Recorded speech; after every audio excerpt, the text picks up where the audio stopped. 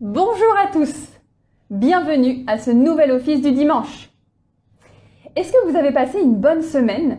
Est-ce que vous avez pu créer du bonheur ou du plaisir dans votre quotidien, comme nous l'avons vu lors de notre dernier office? J'aimerais beaucoup savoir quels ont été vos moments de plaisir récemment. Vous pouvez les écrire dans les commentaires et je les lirai avec grand plaisir après cet office. Partageons un petit peu de bonheur dans ce monde qui ne va pas si bien que ça.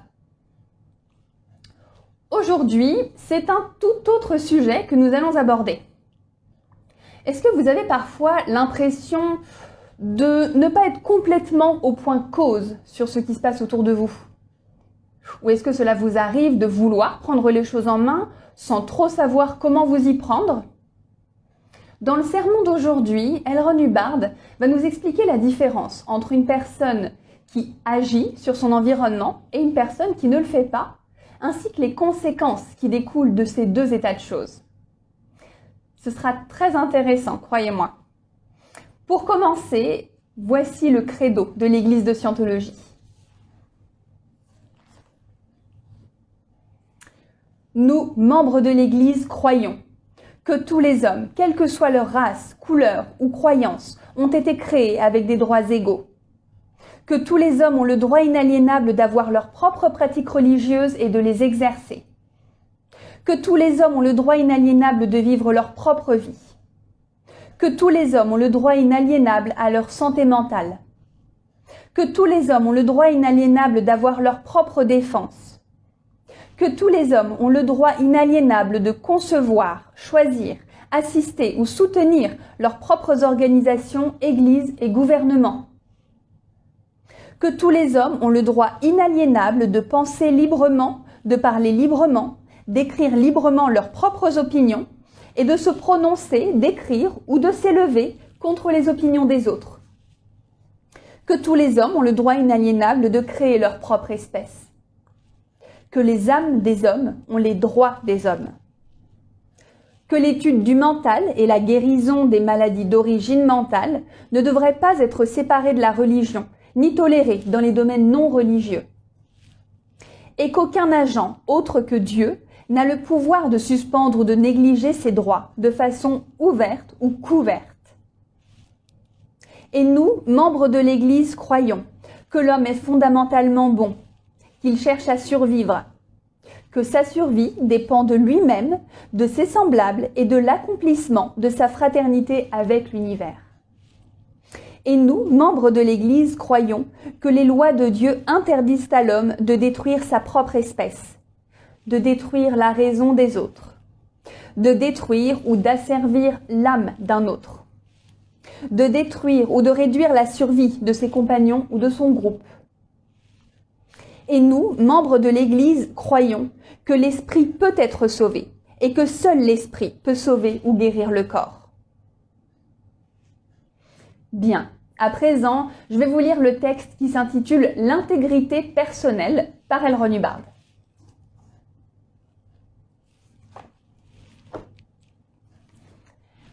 Ce qui est vrai pour vous est ce que vous avez observé par vous-même. Et lorsque vous avez perdu cela, vous avez tout perdu. Qu'est-ce que l'intégrité personnelle? L'intégrité personnelle, c'est savoir ce que vous savez. Ce que vous savez n'est rien d'autre que ce que vous savez. C'est cela l'intégrité.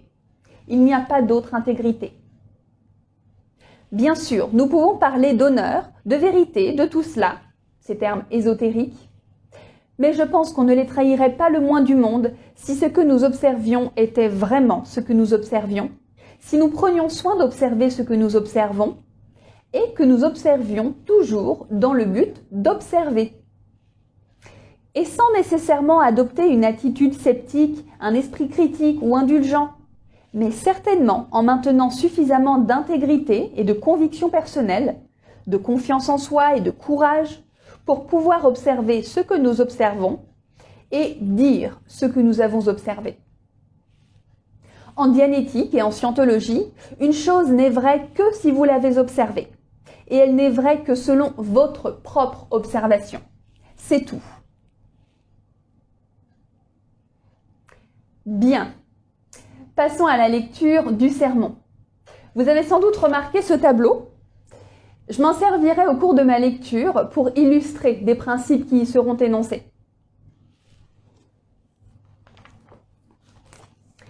Le sermon d'aujourd'hui s'intitule « Le test suprême ». La scientologie a découvert que les gens ne sont pas des corps, mais des unités vivantes dirigeant des corps.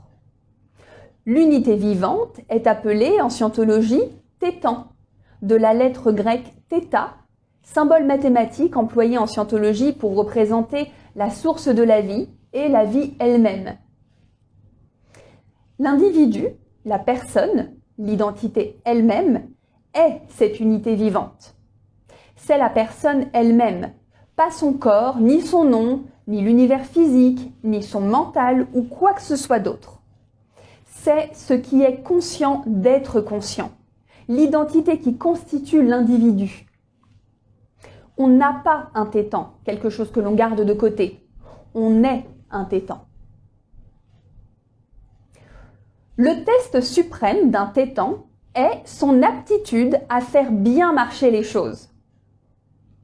Bien sûr, ceci est une donnée assez crue et brutale, car elle écarte toute justification, raisonnabilité ou excuse, et ne tient même pas compte de la taille ou des obstacles de l'opposition. Mais veuillez remarquer que la donnée n'est pas « est-ce que les choses vont bien autour de lui ?» car ceci est un test passif et pourrait signifier seulement que la personne reste assise immobile. Que les choses aillent bien actuellement, ou pas bien, je vais vous redonner ça. Que les choses aillent actuellement bien ou pas, n'est pas la question. Le tétan qui fait bien marcher les choses peut être en train de s'attaquer à une montagne de confusion. Et bien sûr, les choses ne vont pas bien, car ce à quoi il s'attaque est surtout mauvais. Ce qui constitue le test, c'est « fait-il bien marcher les choses, oui ou non, contre vents et marées ?» Beaucoup d'êtres mènent des vies de calme rectitude, sans jamais amener quoi que ce soit à faire quoi que ce soit, ne serait-ce qu'une seule fois. Il se trouve que simplement que les choses autour d'eux sont en ordre. Le système social les supporte. Mais un jour, bang! La société entre dans une grande agitation qui fait tomber les supports. Alors, nous nous apercevons qu'il y en avait trop peu qui pouvaient faire bien marcher les choses, et c'en est fini de la société. Ainsi ont péri toutes les anciennes civilisations. Leur population vivait dans un système de rectitude et les choses allaient bien aussi longtemps que rien de fâcheux n'arrivait. Puis, un jour, les choses tournent mal. Ces êtres sophistiqués mais faibles, n'étant jamais capables de faire bien marcher les choses, la société entière s'effondre. On pourrait aussi demander, qu'entend-on par « bien » ? Ce serait favoriser un objectif qui ne soit pas destructif pour la majorité des dynamiques. Les dynamiques, ce sont les impulsions vers la survie pour soi, la famille, les groupes, l'humanité, les organismes vivants, l'univers physique, les esprits et l'infini, ou Dieu. Donc je vais vous redonner cette phrase. Qu'entend-on par bien ? Ce serait favoriser un objectif qui ne soit pas destructif pour la majorité des dynamiques. L'aberration est, de par sa définition, une ligne tordue. Cela vient du latin aberratio, qui signifie éloignement, et du latin errare, s'égarer ou errer. Une personne saine pense, regarde et voit en ligne droite. Noir, c'est noir, blanc, c'est blanc. La personne aberrée regarde vers le noir et se perd. Son regard s'égare vers quelque chose d'autre et elle fait l'erreur de dire que c'est gris. Vous pouvez considérer l'aberration dans un mode passif. Une personne est saine ou elle ne l'est pas. Elle pense droit ou de travers. Maintenant, considérez l'aberration dans un mode dynamique. Une personne regarde, puis une force opposée pousse son regard de côté ou le distrait. Mais la personne réellement saine et dynamique regarde à travers et au-delà de l'opposition et de toute façon voit ce qui est là. Prenons une action réelle. Monsieur P fait rouler une balle du point A au point B.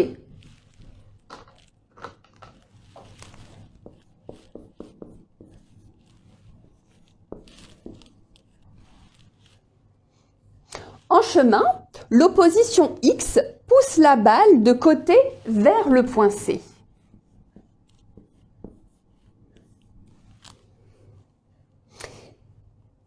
Monsieur P, alors, pousse la balle vers C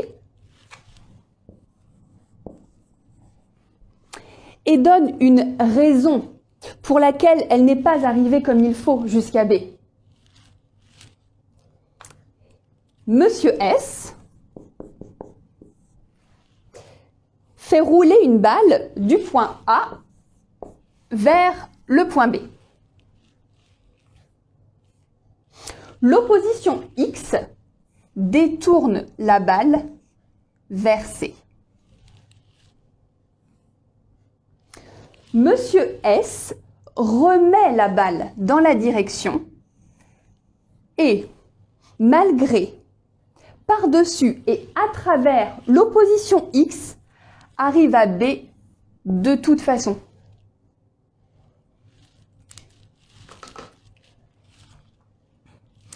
Vous pouvez voir dans le premier exemple que Monsieur P consent à être aberré ou à être poussé de côté, ou du moins il ne proteste pas assez. Monsieur P est aberré. Par contre, Monsieur S ne consentait pas à être détourné et a poursuivi tout droit vers B. Monsieur S n'est pas aberré.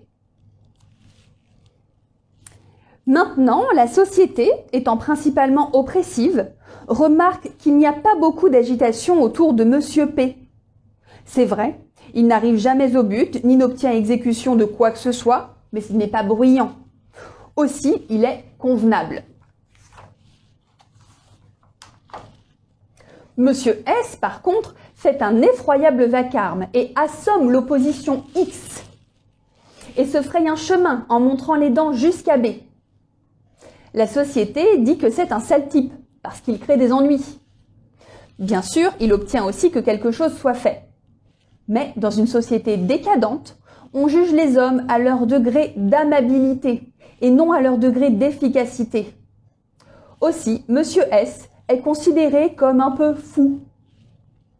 Cependant, quand les problèmes surgissent, ce sont uniquement les messieurs S qui sauvent la situation, alors que les messieurs P abandonnent tous et meurent. Il y a cependant autre chose. C'est le but, qu'on pourrait définir comme la voie pro-survie choisie par l'individu pour parvenir à ses fins. Ce qui différencie le dynamisme d'un étant à un autre, c'est le but, la validité du but.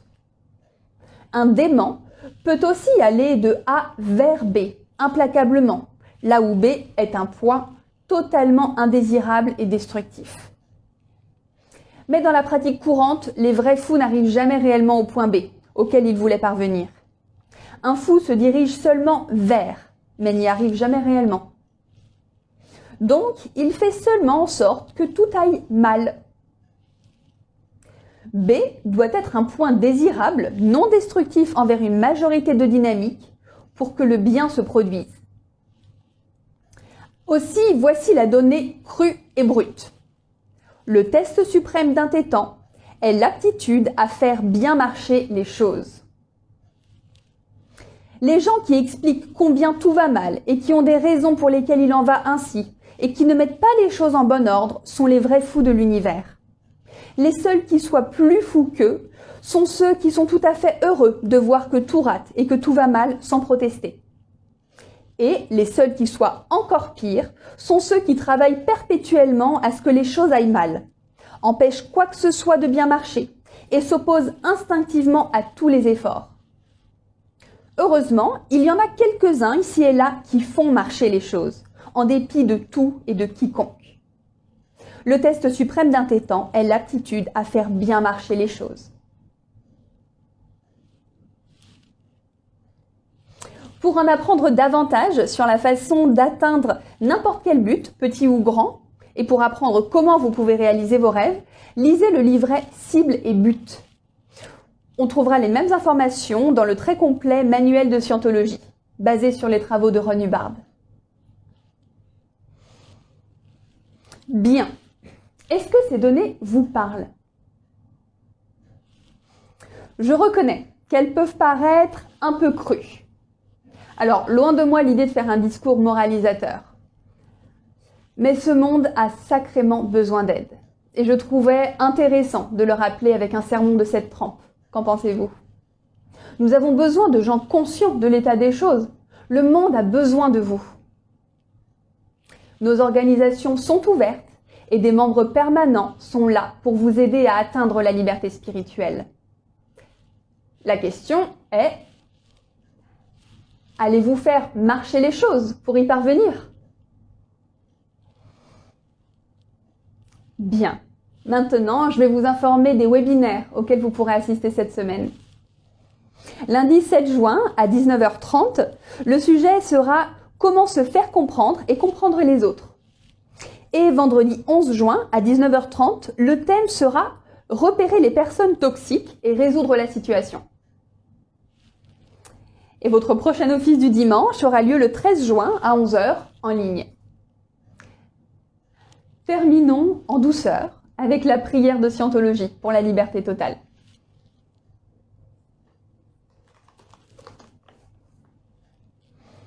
Puisse l'auteur de l'univers donner à chaque homme la possibilité de parvenir à la compréhension de sa nature spirituelle. Puisse notre conscience et notre compréhension de la vie s'agrandir afin que tous puissions découvrir l'auteur de l'univers. Et puissent d'autres aussi atteindre cette compréhension qui mène à la liberté totale. En ce moment, nous pensons à ceux dont la liberté est menacée, à ceux qui ont souffert d'emprisonnement à cause de leurs croyances, à ceux qui ont été asservis ou martyrisés, et à tous ceux qui se font brutaliser, piéger ou attaquer.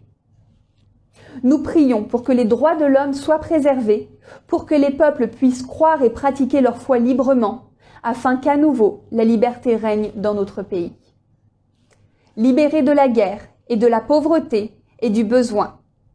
Libres d'être, libres de faire et libres d'avoir. Libres d'utiliser et de comprendre le potentiel de l'homme, un potentiel d'origine et de nature divine. Et libres de parvenir à cette compréhension et cette conscience qu'est la liberté totale. Dieu fasse qu'il en soit ainsi. Merci beaucoup et très bon dimanche à vous.